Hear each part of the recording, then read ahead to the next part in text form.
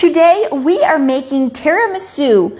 First, we're adding 6 egg yolks into a double boil method saucepan, and we're gonna add 2/3 cup of sugar and 1/4 teaspoon of salt. Make sure the water on the bottom pan is simmering a little bit. Keep stirring the egg mixture constantly for about 10 to 13 minutes. It will become pale in color, and the temperature should be around 165 to 170 degrees. In a separate bowl, we'll add 1 1/2 cup of cold, heavy whipping cream.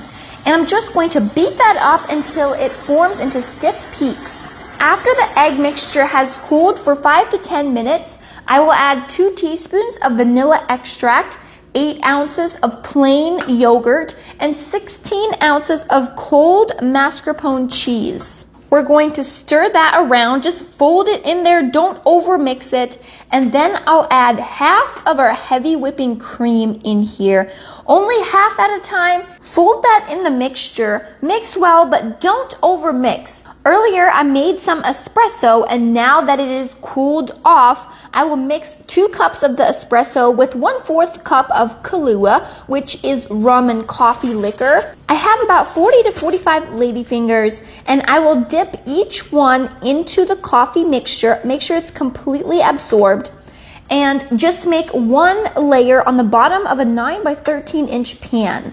Then we pour half of the mascarpone mixture over the ladyfingers, and we repeat the layers. 1 more layer of the ladyfingers dipped into the espresso and Kahlua mixture, and then the rest of the mascarpone mixture on top of that.